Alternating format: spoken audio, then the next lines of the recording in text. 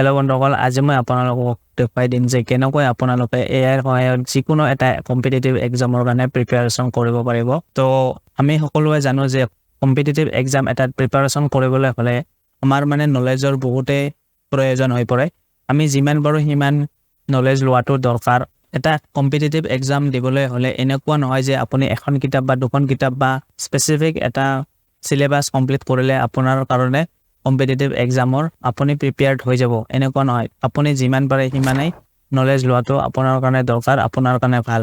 লগতে মই এইটোও কৈ দিওঁ যে আপোনালোকে কেৱল মই যি দেখুৱাই দিছোঁ এনেকৈ আপোনালোকে প্ৰিপাৰেশ্যন নকৰিব। ইয়াত মানে আপোনাক মই প্ৰিপাৰেশ্যন কৰাৰ এটা অপশ্যন আৰু বঢ়াইহে দিছোঁ। এইটো নহয় যে আপোনালোকে কেৱল এআইৰ ওপৰতে ৰিলাই কৰিব বা ভিত্তি কৰি পেলাই আপুনি এক্সামটো দিব।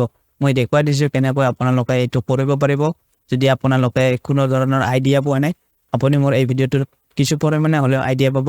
তো মই এতিয়া আপোনালোকক কম্পিউটাৰ স্ক্ৰীনত লৈ আহিছোঁ। তো ChatGPTৰ ৱেবছাইটত অহাৰ পিছত ChatGPTক মোক কুৱেশ্যন কৰিব দিম। মানে মই ChatGPTৰ এই ঠাইখিনিত এনেকৈ লিখিম যে ChatGPT তুমি মোক 10টা কুৱেশ্যন কৰা আৰু তাৰ এনচাৰবিলাক মই দিব চেষ্টা কৰিম বা দিম। তো মই এনেকৈ লিখি দিম। তো সেইটো আপোনালোকে কেনেকৈ লিখিব, মই এটা ৰেডিমেড ছিষ্টেমত কুৱেশ্যন বনাই লৈছোঁ, আপোনালোকে এইটো চাই লওক।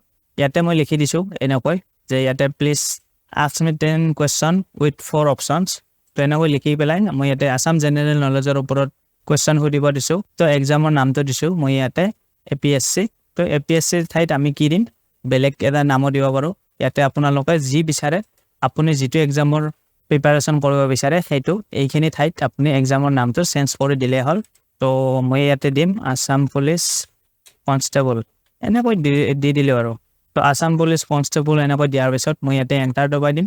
দিয়াৰ লগে লগে ChatGPTয়ে মোক 10টা কুৱেশ্যন সুধিব ইয়াতে আছাম জেনেৰেল নলেজৰ ওপৰত আৰু for the Assam police constable এক্সামৰ কাৰণে। তো ইয়াতে যিহেতু মই আছাম পুলিচ কনষ্টেবল ইয়াতে লিখিছোঁ, তাৰ মানে এইটো নহয় যে এইকেইটাই প্ৰশ্ন আছাম পুলিচত আহিব।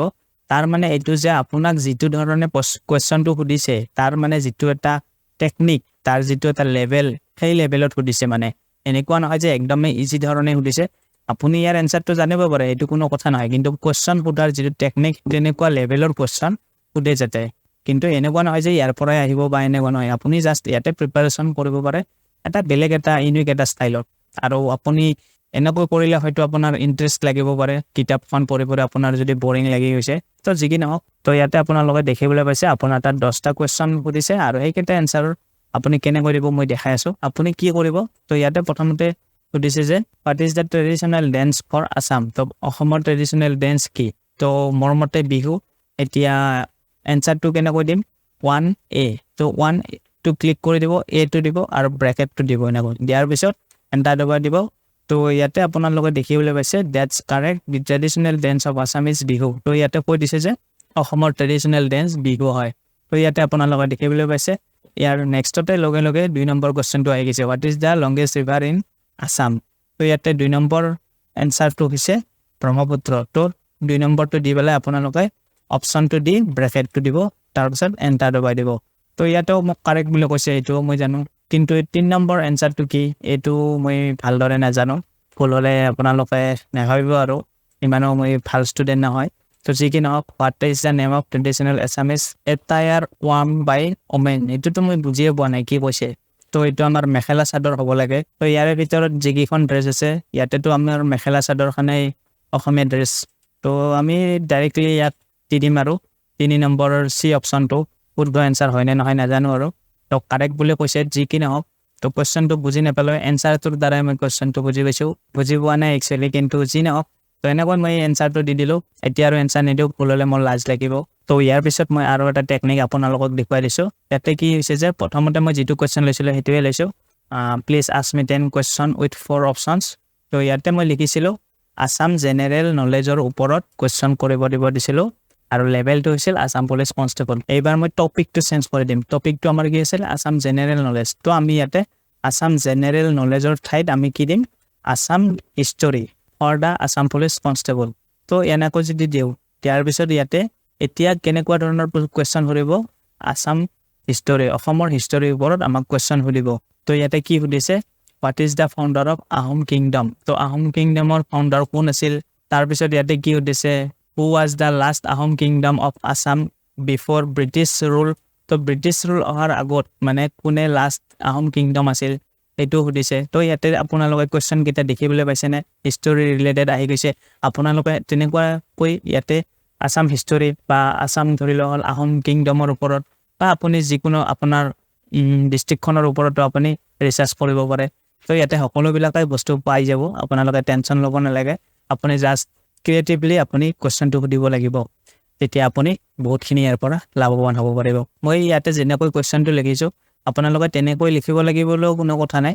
যিসকলৰ কোনো আইডিয়া নাই কুৱেশ্যনটো কেনেকৈ আপোনালোকে ChatGPTক দিব, তেওঁলোকে মোৰ এই কুৱেশ্যনটোৰ পৰা ডাইৰেক্টলি কপি পেষ্ট কৰি পেলাও কিছু পৰিমাণে হ'লেও লাভ হ'ব বুলি মই ভাবোঁ। তো যি নহওক আপোনালোকে যদি ইয়াতকৈ ভালকৈ লিখিব পাৰে তেতিয়াহ'লে আৰু ভাল ধৰণে আপুনি কুৱেশ্যন পাব আৰু ভাল ভাল ইয়াৰ পৰা কথা শিকিব পাৰিব। তো ChatGPTত মানে কি ChatGPT বুলি কোৱা নাই একচুৱেলি, মানে সকলো ধৰণৰ AI ৱেবছাইটতে আপুনি কুৱেশ্যন সোধাৰ যিটো টেকনিক, কুৱেশ্যন সোধাৰ যিটো মানে আপোনাৰ টেলেণ্ট, সেইটো যিমানে আপোনাৰ থাকিব সিমানে আপুনি ইয়াৰ পৰা লাভৱান হ'ব পাৰিব। তো আপুনি কুৱেশ্যন সুধিব জানিব লাগিব।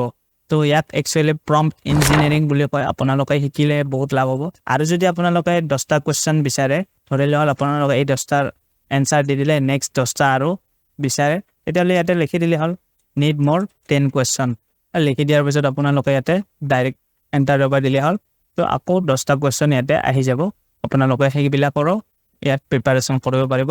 আৰু এটা ইয়াতে ভাল অপশ্যন আছে, আপোনালোকে ধৰি লওক ইংলিছত বেছি বুজি নাপায়, আপোনালোকে ইয়াতে ডাইৰেক্ট লিখি দিলে হ'ল এছামিছত জানিব বিচাৰে, তেতিয়াহ'লে আপোনালোকে সেইটোও পাব। মই দেখাই দিছোঁ কি কৰিব লাগিব। তো ইয়াতে আপোনালোকে দেখিবলৈ পাইছে মই কি লিখিছোঁ, please right this questions in Assamese. তো এনেকৈ লিখি পেলাই আপোনালোকে ইয়াতে এণ্টাৰ দবাই দিলে হ'ল, আপোনালোকক কুৱেশ্যনবিলাক অসমীয়াতে সুধি দিব ইয়াতে, আৰু আপুনি ইয়াৰ পৰা এনচাৰবিলাক দিব পাৰিব। তো ইয়াতে মই এছামিছত লিখিব দিয়াৰ লগে লগে অসমীয়াত লিখিছে হয়, কিন্তু ইয়াতে মাত্ৰ এটা কুৱেশ্যনৰে অসমীয়া ট্ৰেঞ্চলেশ্যন আহিছে, কিন্তু মই গোটেইকেইটাৰে বিচাৰিছোঁ। তো ইয়াতে আকৌ লিখি দিলে হ'ল আই নিড অল কুৱেশ্যন ট্ৰেঞ্চলেশ্যন। ইয়াতে লিখি দিয়াৰ লগে লগে অট'মেটিকলি গোটেইকেইটা এনচাৰ নহয় কুৱেশ্যনে অসমীয়াত আহি গৈছে। তো সেইবিলাক আপুনি চাই ইয়াৰ পৰা শিকিব পাৰিব অসমীয়াতে অতি সহজতে। তো ইয়াতে জেনেৰেট কৰোঁতে অলপ টাইম লাগিছে, কাৰণ ইয়াক ট্ৰেঞ্চলেট কৰি পেলাই আপোনাৰ কাৰণে আনি আছে। তো যি কি নহওক আপোনালোকে পাৰিলে ইংলিছতে এনচাৰটো দিব চেষ্টা কৰিব, কাৰণ এছামিছত দিলে হয়তো এনচাৰটো 100% শুদ্ধ ChatGPTও আপোনাৰ কাৰণে দিব নোৱাৰিব পাৰে। মই এইটো কোৱা নাই নোৱাৰে বুলি, কিন্তু নোৱাৰিব পাৰে।